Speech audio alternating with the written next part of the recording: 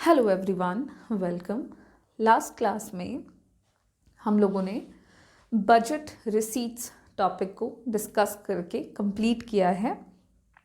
आज के क्लास में हम लोग बजट एक्सपेंडिचर शुरू करेंगे। ये हमारा अगला टॉपिक होगा।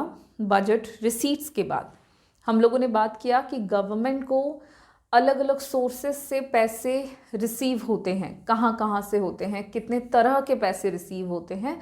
अब बात करेंगे कि उन तमाम पैसों को जो गवर्नमेंट एक फिस्कल ईयर के दौरान रिसीव करते हैं फ्रॉम देयर डिफरेंट और वेरियस सोर्सेज, उन सारे पैसों को गवर्नमेंट खर्च कहाँ कहाँ पे करते हैं।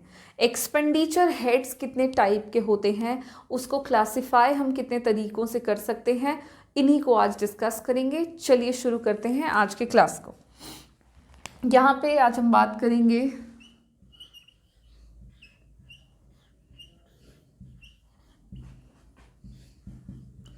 Budget expenditure.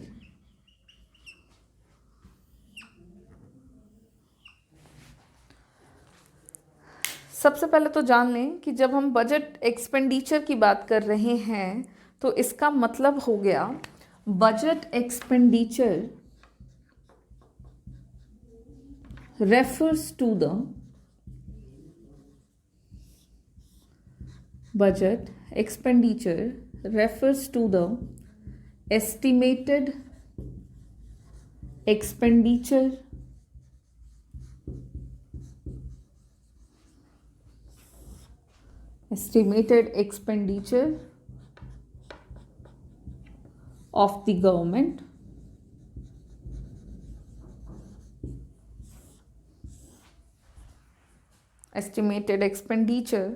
of the government during a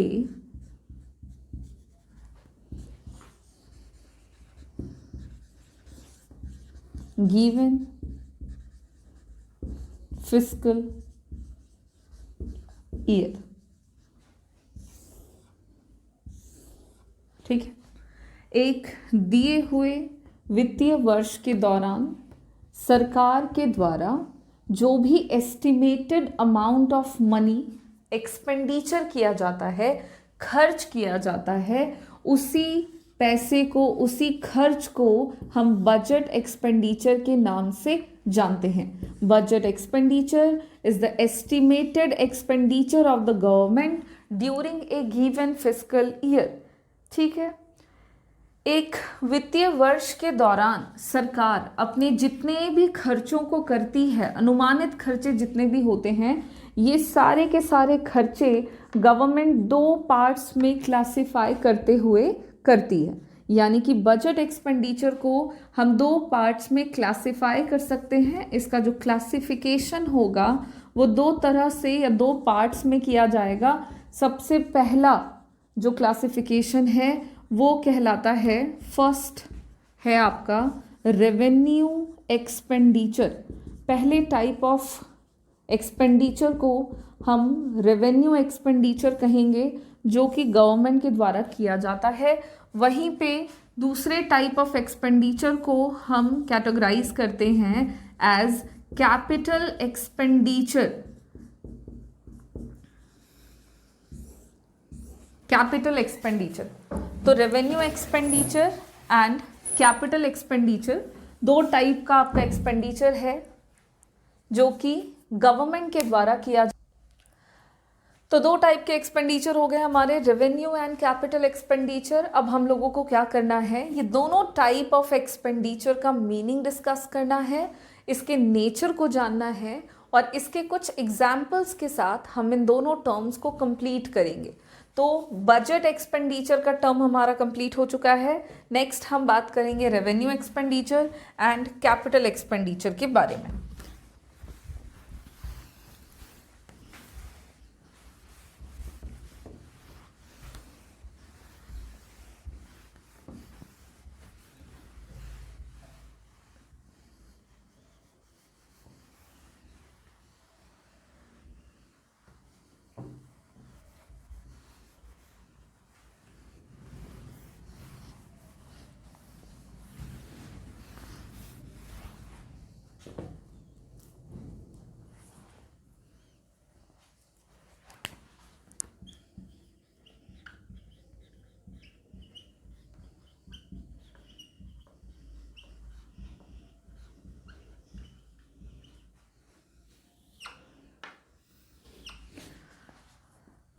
चलो इन दोनों को एक साथ डिस्कस करते हैं ताकि कंफ्यूजन ना हो हमारा। जैसे हम लोगों ने रेवेन्यू रिसीट्स और कैपिटल रिसीट्स के मीनिंग को डिस्कस किया था, ठीक उसी तरह से रेवेन्यू एक्सपेंडिचर और कैपिटल एक्सपेंडिचर के मीनिंग को हम एक साथ डिस्कस करेंगे और इन दोनों के बीच के डिफरेंस को भी साथ साथ में समझते हुए चलेंगे। तो अगर हम रेवेन्यू एक्सपेंडिचर की बात करते हैं तो चलो सबसे पहले इसके मतलब को लिखते हैं, उसके बाद एग्जाम्पल वगैरह से समझेंगे।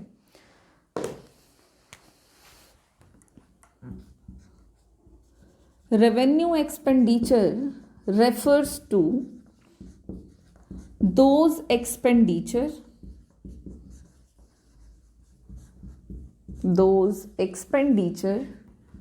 which neither create an या any asset of the government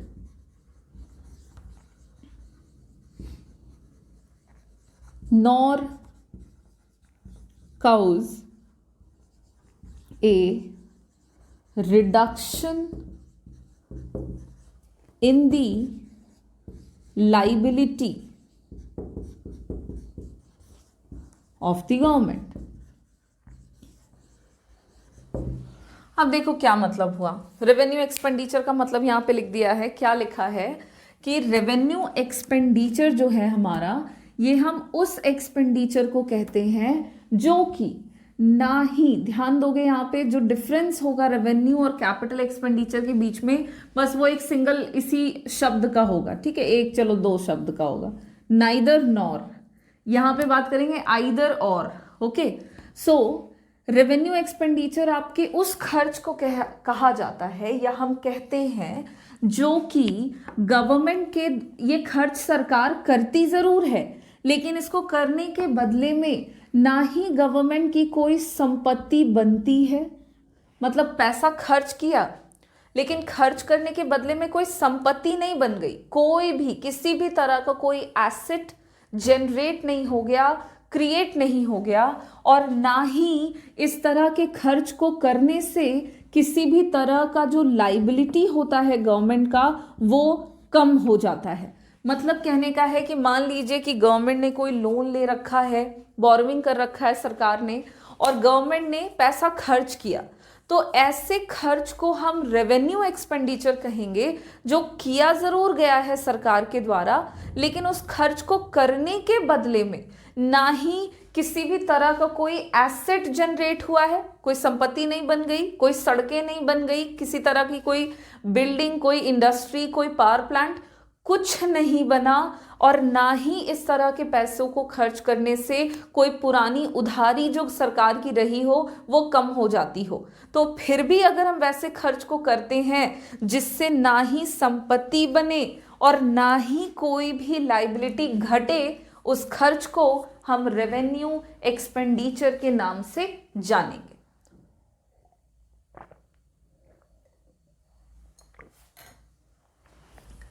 और अगर हम इसी को रेवेन्यू एक्सपेंडिचर को अपने सेंस में देखें और हमारे यानी कि इंडिविजुअल केस में हम डिस्कस करें, तो मान लीजिए जैसे हमने जो लास्ट क्लास में एग्जाम्पल लिया हुआ था हम उसी को लेकर के चलते हैं। ये एक व्यक्ति है जिसका नाम है ए। अब ये क्या करते हैं, तो ये जो व्यक्ति है ये काम करता है और काम करने के बदले में ये ऑफिस जाते हैं, ठीक है, ही इज़ अ वर्कर और ऑफिस गोइंग पर्सन है ये, और ये ऑफिस जा रहे हैं और डेली ऑफिस आना जाना करते हैं, और 1 लाख रुपए की इनकी सैलरी होती है जो कि मंथ एंड पर इनको मिलती है, यानी ये इनका पैसा है, ये इनका पैसा है, सैलरी है, तो ये इनका रेवेन्यू रिसीट्स है। ये सारे टर्म्स तो हमने लास्ट क्लास में क्लियर किए हुए ही हैं। अब इस 1 लाख को कमाने के लिए ये जो बंदा ए है ये डेली ऑफिस आना जाना कर रहा है, या तो ये पैदल जा रहा है, या तो ये अपने बाइक से जा रहा है, या फिर कार से जा रहा है, कैब लेके जा रहा है, ऑटो से जा रहा है, किसी भी तरीके से जा रहा है। क्या इस व्यक्ति को अपनी पैसे, अपनी सैलरी को प्राप्त करने के के लिए, या फिर जो मेरे कहने का मतलब है कि डेली ऑफिस आने जाने में ये खर्च कर रहे हैं, ये एक्सपेंडिचर कर रहे हैं, और ये व्यक्ति जो भी खर्चा कर रहे हैं ये खर्चा ये क्यों कर रहे हैं, ताकि वो अपने रेवेन्यू को जनरेट कर सके। इस 1 लाख रुपए को प्राप्त करने के लिए इस व्यक्ति के द्वारा पैसे खर्च किए जाते हैं। अब खर्चा हो गया आने जाने का, डेली ऑफिस आना जाना है भाई, टाइडी से आना है जाना है, अच्छे कपड़े पहन करके आने जाने हैं, उसके खर्चे अलग हैं, खाने पीने के खर्चे अलग हैं भाई, खाएगा पिएगा इंसान तभी तंदुरुस्त होकर के ये अपने वर्क प्लेस पे जा पाएंगे और वहाँ काम करते हुए मंथ एंड पे सैलरी प्राप्त कर पाएंगे। तो ये सारी चीज़ों को करने में इनके पैसे खर्च हो रहे हैं। तो ये 1 लाख रुपए कमाने के लिए इनका मंथली जो खर्चा है वो 20,000 रुपए का है। सपोज करें कि 20,000 रुपए का इनका खर्चा है। इस 20,000 रुपए में बहुत सारी चीज़ें आ जाती हैं। इनका ट्रैवल एक्सपेंस आ जाता है, इनको ऑफिस तक जाने आने का खर्च आ जाता है, इनके फूडिंग के जितने भी खर्चे हैं, खाने के खर्चे वो आ जाते हैं, इनके लॉजिंग का जो भी खर्चा है, कहने का मतलब है कि रहने का जो भी खर्च है वो सब इसमें आता है। तो ये सारे जो खर्चे हैं आप ध्यान दोगे, ये सारे खर्चे किस तरह के खर्चे हैं। ये 20,000 रुपए जब ये व्यक्ति खर्च करता है तो क्या इस 20,000 रुपए के बदले में इसको कुछ मिल जाता है।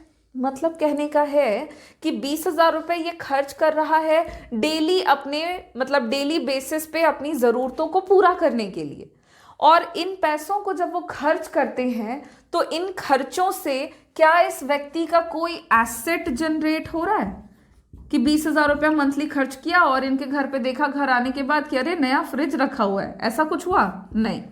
या फिर ये 20,000 रुपये खर्च ये हर महीने कर रहे हैं और इन पैसों को खर्च करने के बदले में क्या इनकी कोई लाइबिलिटी जो है वो घटी, कि मतलब इन्होंने कोई कर्ज वगैरह ले रखा हो तो वो घट जाए। नहीं, ऐसा कुछ नहीं हुआ। तो ये जो खर्चा ये 20,000 रुपीज़ का किया जा रहा है इनके द्वारा पर मंथ, ये इनका किस तरह का खर्च कहलाएगा, रेवेन्यू एक्सपेंडिचर कहलाएगा।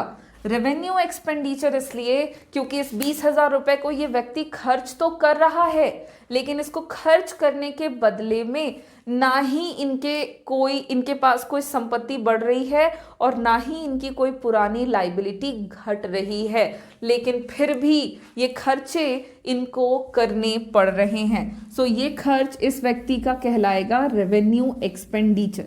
क्लियर है ये बात। अब हम बात करते हैं रेवेन्यू एक्सपेंडिचर के मीनिंग को तो हमने डिस्कस कर लिया है, इसके नेचर को भी हम ज़रा समझते हैं कि कैसा नेचर है रेवेन्यू एक्सपेंडिचर का।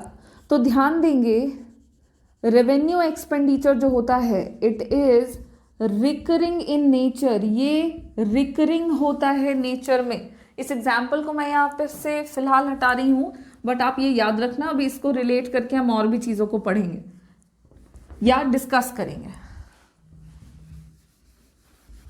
आधा मिटा देती हूँ, खर्चा रहने देती हूँ, व्यक्ति को मिटा देती हूँ, ठीक है।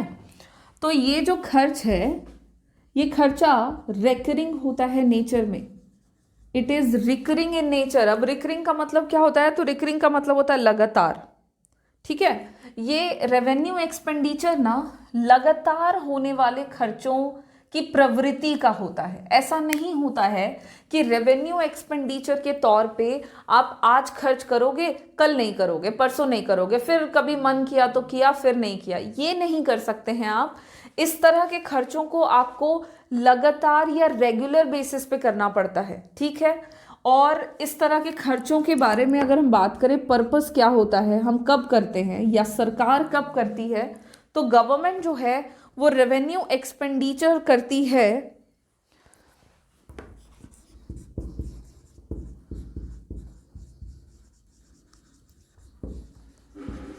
It is incurred on normal functioning.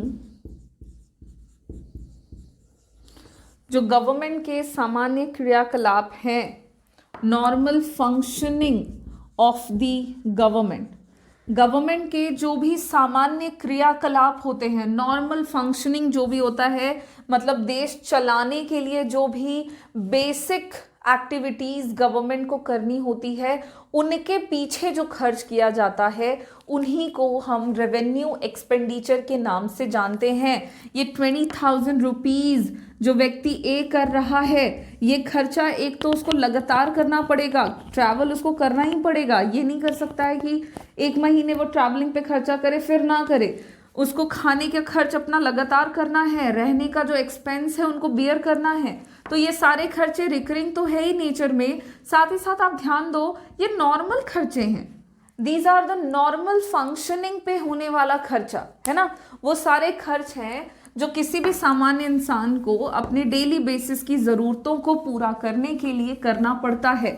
ठीक उसी तरह से देश चलाने के लिए सरकार को भी कई तरह के खर्चे करने पड़ते हैं, और उन खर्चों में जो भी पैसे उस तरह के ऑब्जेक्टिव को, उस तरह की एक्टिविटीज़ पे खर्च किया जाता है, उन्हीं को तो हम रेवेन्यू एक्सपेंडिचर कह रहे हैं। अब रेवेन्यू एक्सपेंडिचर को और क्लियर करते हुए हम इसके कुछ एग्जाम्पल्स देख लेते हैं। रेवेन्यू एक्सपेंडिचर के एग्जाम्पल क्या क्या हो जाएंगे। ठीक है, हमने बात समझ ली कि ये तो भाई नॉर्मल फंक्शनिंग पे होने वाला खर्चा है, लेकिन किस तरह का खर्चा है हमें ये भी जानना है।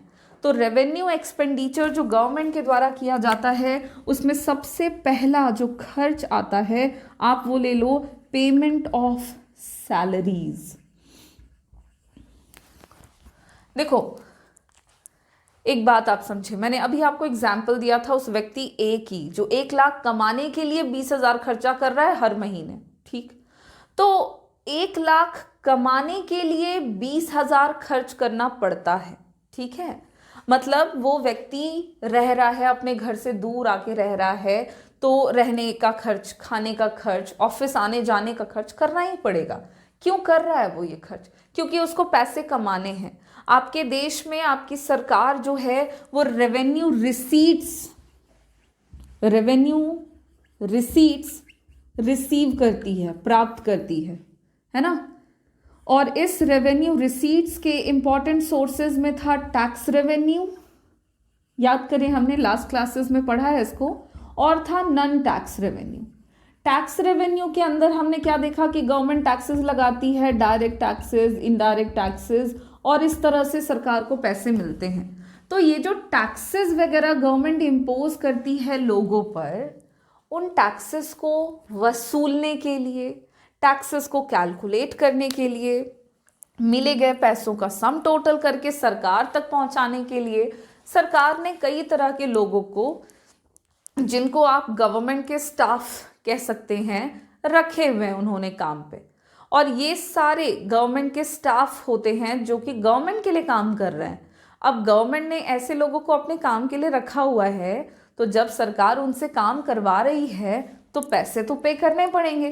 तो गवर्नमेंट को अपने स्टाफ को सैलरी पे करनी पड़ती है। अब ये सैलरी के तौर पे सरकार खर्च कर रही है। क्यों? रेवेन्यू प्राप्त करने के लिए, टैक्सेस प्राप्त करने के लिए भी लोगों को रखा हुआ है। ठीक है, इनकम टैक्स डिपार्टमेंट है जो गवर्नमेंट के कंट्रोल में है, उनके द्वारा चलाया जाता है। अब इनकम टैक्स डिपार्टमेंट में जितने लोग काम कर रहे हैं उसको पैसा कौन देगा? सरकार देंगे। और जो पेमेंट सैलरी के तौर पे किया जा रहा है, इन खर्चों से सरकार को कोई डायरेक्ट बेनिफिट नहीं होता है, कोई एसेट नहीं बन रहा, ना ही उनकी कोई लाइबिलिटी घट रही है, लेकिन फिर भी ये खर्च सरकार को करना पड़ रहा है। तो ये गवर्नमेंट के लिए एक रेवेन्यू एक्सपेंडिचर है। पेमेंट ऑफ सैलरीज हो गया। उसके अलावा पेंशन जो देश के ओल्ड एज ग्रुप के लोग होते हैं, उन लोगों के रिटायरमेंट के बाद गवर्नमेंट को उनको पेंशन देना होता है फॉर देयर सर्वाइवल।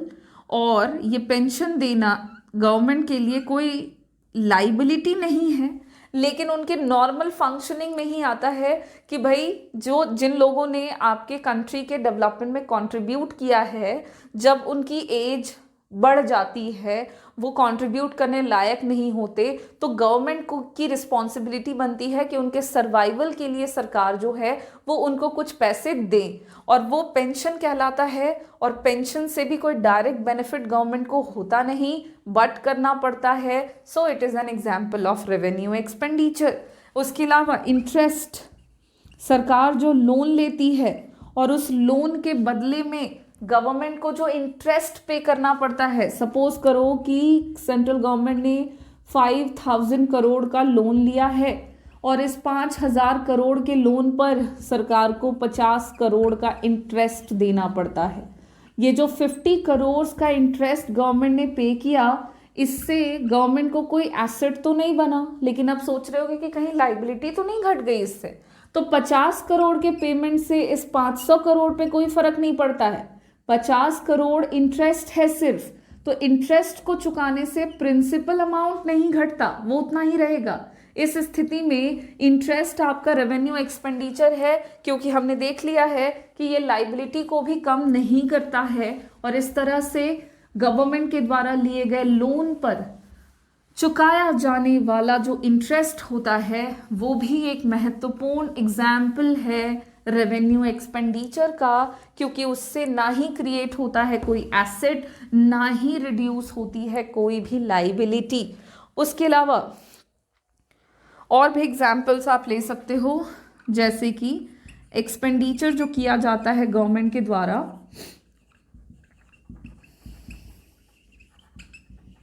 ऑन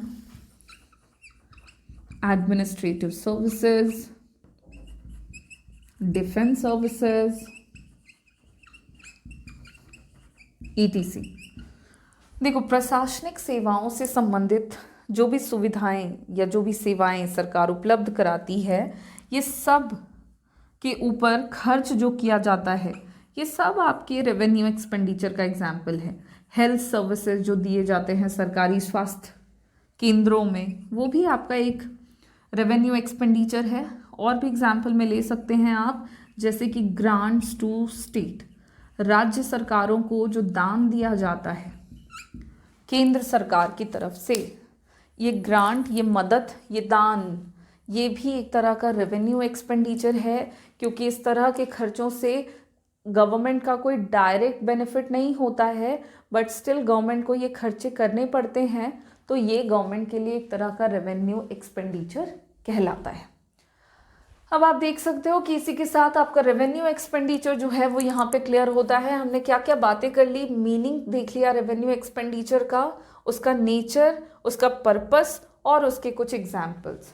ठीक इसी तरह से अब बात कर लेंगे कैपिटल एक्सपेंडिचर के बारे में। कैपिटल एक्सपेंडिचर क्या होता है, कैपिटल एक्सपेंडिचर के क्या क्या नेचर हैं, इसके क्या क्या फंक्शंस हैं या इसके क्या पर्पस हैं, और इसके क्या क्या एग्जाम्पल्स हो सकते हैं।